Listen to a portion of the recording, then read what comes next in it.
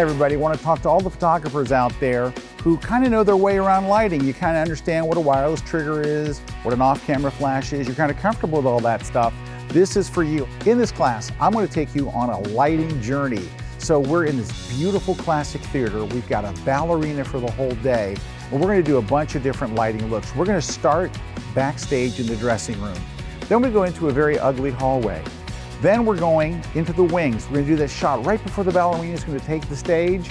So I had this idea in my mind of how I wanted to light everything. Didn't always work out. So you're going to see the good, the bad, and the ugly. You're going to see everything step by step as it unfolds. You're going to get the settings. You're going to see the whole thing. And the cool thing is it's all done with the greatest lights ever. I'm using Profoto, and they are amazing lights. And it's kind of what saved the day, because the simplicity of the lights let me deal with everything else. Come and check out my brand new class on intermediate level lighting. I'm using Profoto B1Xs and a D2, 3 lights and all. You're going to love it, and it's exclusively here at KelbyOne.